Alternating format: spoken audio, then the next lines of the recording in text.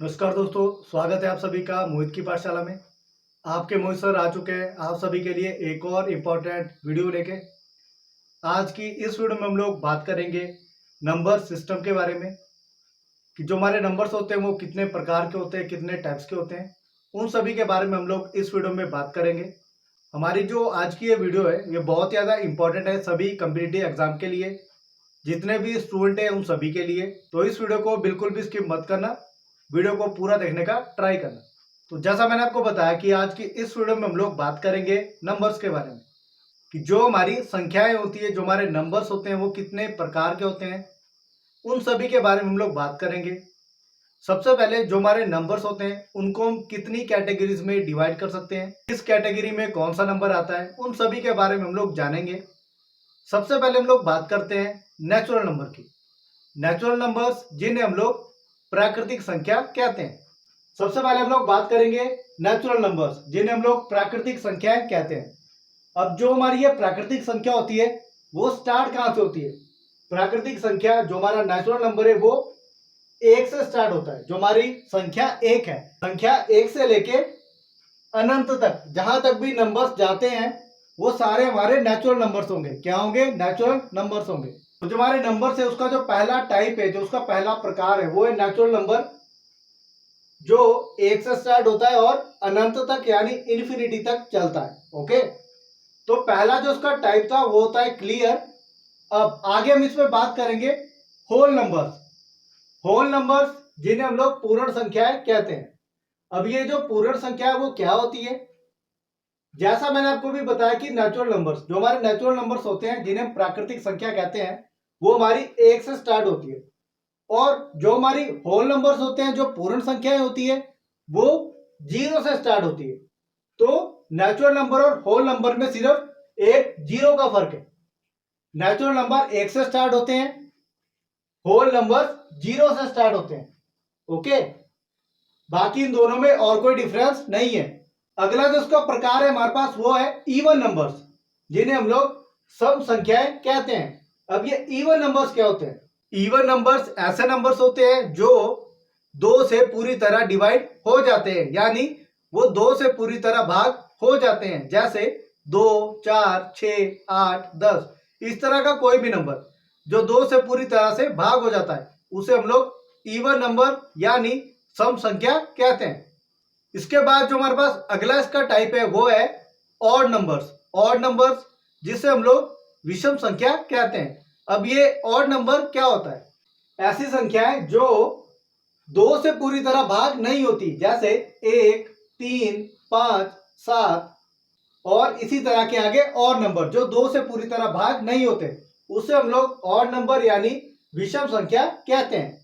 तो अभी तक हमने संख्याओं के चार types, natural numbers, whole numbers, even numbers और ऑड नंबर्स को समझ लिया। अगला जो उसका टाइप है वो हमारे पास है प्राइम नंबर्स। प्राइम नंबर्स जिन्हें हम लोग अभाज्य संख्याएं कहते हैं। अब इन्हें अभाज्य संख्याएं क्यों कहते हैं? जो हमारे प्राइम नंबर्स होते हैं या तो वो एक से डिवाइड होते हैं या खुद से ही डिवाइड होते हैं। जैसे संख्या 2, जो हमारी संख्या 2 है या तो वो एक के टेबल में आएगी या वो अपने खुद के ही टेबल में आएगी। इसी तरह से 3 या तो एक के टेबल में आएगा या खुद 3 के ही टेबल में आएगा। ओके, तो इस तरह की जितनी भी संख्याएं हैं उन सभी को हम लोग प्राइम नंबर्स कहते हैं। जैसे 2, 3, 5, 7, 11, 13, 17, 19, 23, इस तरह के जो नंबर्स होते हैं जो केवल एक के पहाड़े में आएंगे और खुद के पहाड़े में आते हैं। ओके, तो ऐसी संख्याओं को हम लोग अभाज्य संख्या यानी कि प्राइम नंबर्स कहते हैं। इसी के साथ इसका एक और पार्ट था वो है हमारे पास को प्राइम नंबर्स। जो हमारा को प्राइम नंबर्स है जिसे हम लोग अभाज्य संख्याएं कहते हैं, उनमें क्या होता है कि जो एक संख्या के बाद दूसरी संख्या आती है उसका पेयर बना जाता है। क्या करते हैं? उसका पेयर बनाते हैं और उनको इस तरह से लिखते हैं, जैसे 2 के बाद आता है 3। ठीक है, पहला जो हमारा प्राइम नंबर है वो 2 है, उसके बाद है 3। तो इन दोनों को जब एक पेयर बनाएंगे तो ये दोनों एक पेयर बन गया, ये साथ में आ गया। इनका जब हम लोग फैक्टर बनाएंगे, इनका गुणनखंड निकालेंगे तो वो हमारे पास 1 आएगा। क्या आएगा? 1 आएगा। जब भी आप लोग अभाज्य संख्याएं लिखते हैं उनमें क्या होता है, जो प्राइम नंबर्स होते हैं उनको हम लोग साथ में लिखते हैं। क्या करते हैं, साथ में लिखते हैं। जैसे 2 और 3, 3 और 5, 5 और 7, 11 और 13 होगा।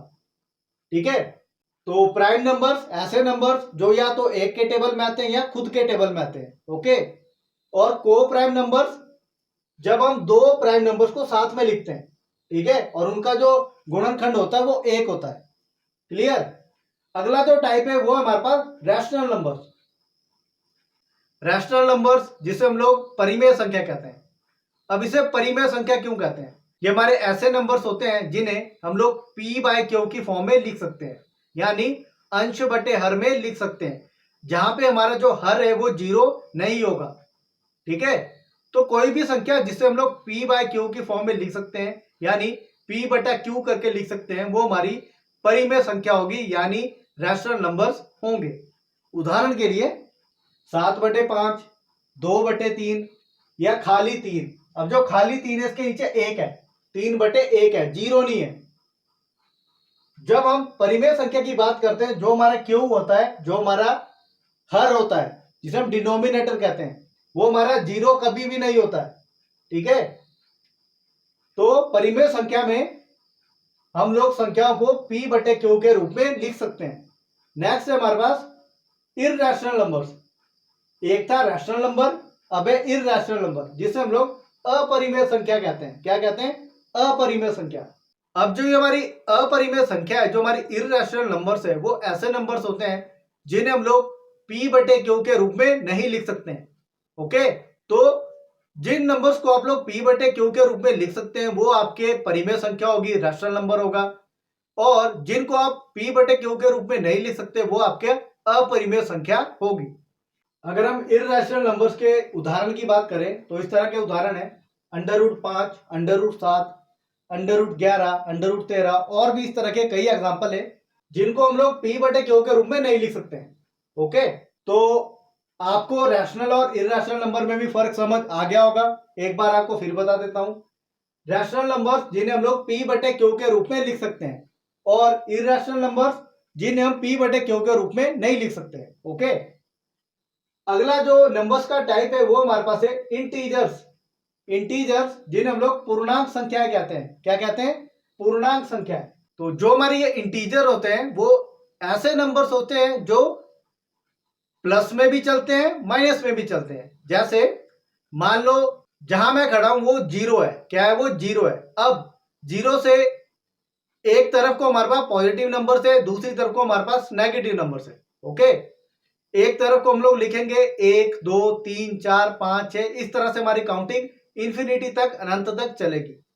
दूसरी तरफ हम लोग सेम नंबर्स लिखेंगे बट माइनस में लिखेंगे। एक तरफ हम लिखेंगे धनात्मक, एक तरफ लिखेंगे ऋणात्मक, यानी पॉजिटिव और नेगेटिव। ओके, जैसे 1, 2, 3, 4, 5, दूसरी तरफ हम लिखेंगे -1, -2, -3, -4, -5, इस तरह के नंबर्स। ओके, तो इस तरह के जो भी नंबर्स होते हैं उन्हें हम लोग इंटीजर्स यानी पूर्णांक कहते हैं। उदाहरण के लिए जैसा मैंने आपको बताया -3, -2, -1, 0, 1, 2, 3 की जो संख्या प्लस में भी लिखी जा सके और माइनस में भी लिखी जा सके। अगला हमारे पास रियल नंबर्स, जिन्हें हम लोग वास्तविक संख्याएं कहते हैं। जो संख्या एक्चुअल में होती है, जो रियलिटी में होती है, नाम से जैसा पता लग रहा है, रियल नंबर्स, वास्तविक संख्याएं। इस टाइप में क्या होता है, जितनी भी हमारी ये बाकी टाइप्स है वो सारे इसमें इंक्लूड हो जाते हैं।